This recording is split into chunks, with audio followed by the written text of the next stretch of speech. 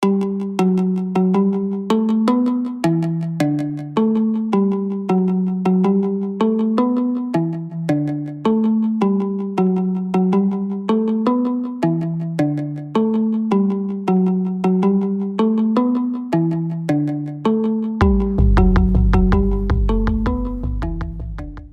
5 minutos, o sea que si os parece bien, recogemos 2 o 3 preguntas que queréis formular y hacemos una última ronda rápida para contestarlas.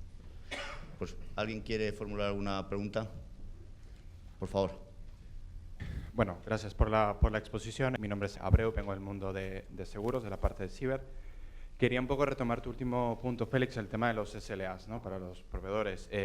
¿Existe un poco alguna guía, alguna ayuda de ir un poco más allá en profundizar a esos SLAs que podamos exigirle, incluso nosotros, a través un poco de evangelizar la exposición que tienen nuestros asegurados?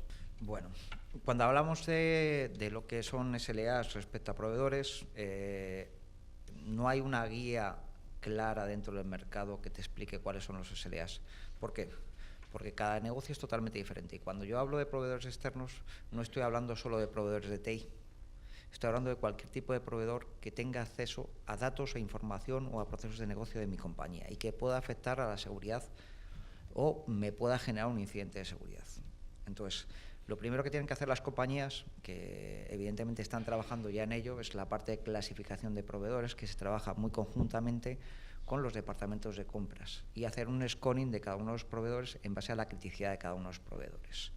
Pongamos un ejemplo, una empresa de limpieza que yo tengo subcontratada y evidentemente yo tengo que vigilar que cuando acceden a zonas reservadas dentro de mi organización, pues cómo hacen el modelo de recruiting dentro de la compañía, porque evidentemente si entran en una zona restringida y van cambiando mucho de personal, puedo tener un peligro en un momento determinado dentro de mi organización debido a una mala selección del personal, ¿vale?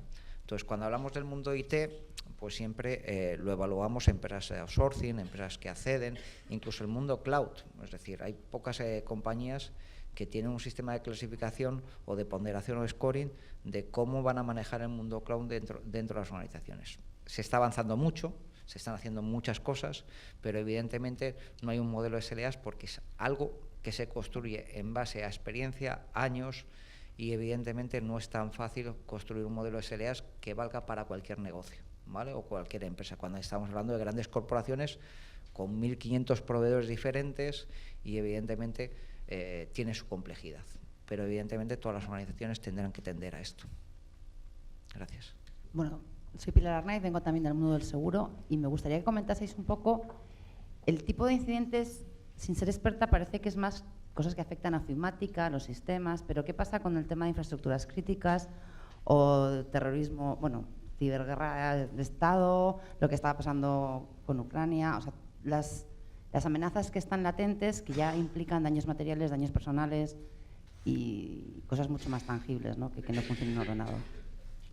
No solo son ataques de cibersabotaje, ciberguerra, temas de terrorismo, sino también el tema de ataques cuyo objetivo es cambiar la opinión de la gente, ¿no? Como fue la selección en Estados Unidos, ¿no? Sí que es cierto que hasta ahora ataques a infraestructuras críticas según qué agente ha habido pocos, ¿eh?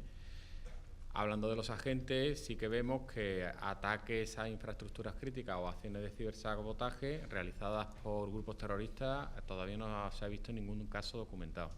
Realizado por estados, hay muchos casos documentados. De hecho, en nuestro informe de amenazas, el cibersabotaje o el ataque vamos a decir, es que infraestructuras críticas se te hace un subconjunto muy pequeño. Normalmente vamos a hablar de servicios esenciales y la directiva ANIS está mucho mejor porque un cibersabotaje es negarte cualquier tipo de servicio, ya sea los que están plasmados en la directiva ANIS como otros, ¿no? Y esas acciones de cibersabotaje sí que hay y yo creo que en el futuro WannaCry ha sido un caso claro de cibersabotaje porque lo que te hacía era denegar la posibilidad de trabajar a una empresa, ¿no? Eso sí se va a ver más y normalmente va a ser llevado a cabo por grupos organizados y sobre todo por estados. Bueno, pues en 2013 se puso en marcha CER de Seguridad e Industria. Es un CER que está operado por el CNPIC, Centro Nacional de Protección de Infraestructuras Críticas, y por INCIBE. y principalmente lo que trabajan es en la prevención, protección, detección de incidentes y ayudar o dar soporte a los operadores designados como críticos según la ley PIC, y desde entonces se viene trabajando principalmente en eso. Un ejemplo pues, que ha comentado Juan Carlos es el hecho de realizar ciberejercicios. No todos responden a incidentes, se pueden hacer ciberejercicios, se pueden recoger a través de metodologías la ciberresiliencia de una organización, se pueden trabajar en guías de bastionado, de securización, pero es muy importante que luego cada operador recoja no solo el testigo de la buena práctica, sino también del cumplimiento normativo, y ahí se les pide que hagan cada X tiempo un análisis de riesgos de las infraestructuras designadas como críticas dentro del operador. Javier comentaba que es un subconjunto pequeño, efectivamente están los operadores estratégicos y luego están entre los mismos los críticos, y tienen que autoevaluarse, presentar esos resultados al Ministerio de Interior, el Ministerio de Interior validarlos de alguna manera. Es una forma recurrente de probar que estás bien, y luego en situaciones especiales o bien te entrenas, o bien ejercitas tu plan de continuidad de negocio, o bien te enfrentas a una crisis como WannaCry. Que en principio podía afectar a una red corporativa, pero se podía migrar a otras redes que no estuvieran bien protegidas o autorizadas y podría acabar afectando a un operador. Desde 2010 Stuxnet un poco cambió el paradigma y ahora estamos viendo que evidentemente esos cibersabotajes que comentaba Javier son muy importantes a tener en cuenta, sobre todo la denegación de servicio, lo que hace en cuanto a disponibilidad. De hecho, la Estrategia Nacional de Ciberseguridad también se recogió como unos debes, y todos los países europeos o desarrollados recogen como principal punto de uno de sus pilares la protección de las infraestructuras críticas. En el ciberespacio hay dos tipos de problemas. Uno, que afectan a un componente tecnológico, que es lo que podríamos decir que es ciberseguridad en stricto sensu, y otro, que es la utilización de las características del ciberespacio, conectividad, etcétera, para producir unos ciertos efectos, ¿no? Es lo que ahora se conoce, que vivimos la era de la posverdad, ¿no? Como toda esta capacidad de comunicación, de conectividad que tiene el ciberespacio se utiliza, pues para inestabilizar sociedades, gobiernos, etcétera, etcétera, esa capacidad, ¿no? Las redes sociales, etcétera, etcétera, ¿no?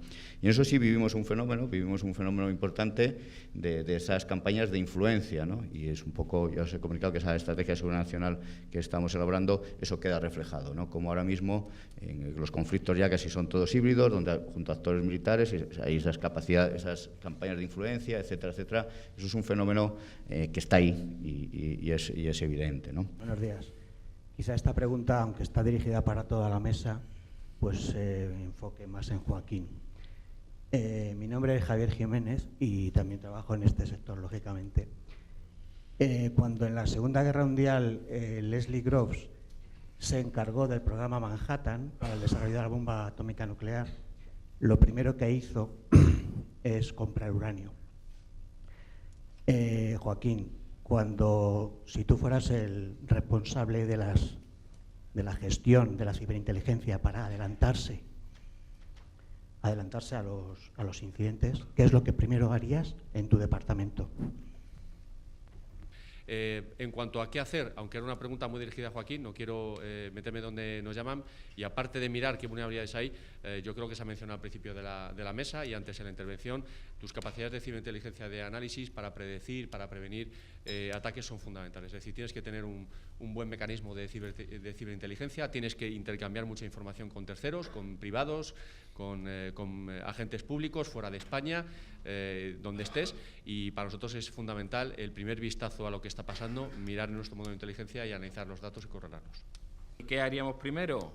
Lo primero que hay que hacer es irte al mercado de vulnerabilidades y buscar qué vulnerabilidades se están vendiendo en el mercado negro y en el mercado gris. Es saber qué actores hay, ¿vale? Y identificar dentro de los actores qué motivación tiene, contra quién y qué capacidades tienen. Porque tienes que identificar quién te puede hacer daño y qué capacidad de hacer daño quiere y qué intención, si realmente te quiere hacer daño a ti o al otro, ¿no? Y para esto se pueden poner tecnologías como redes de decepción o el tema de Machine Learning, que hay mucho...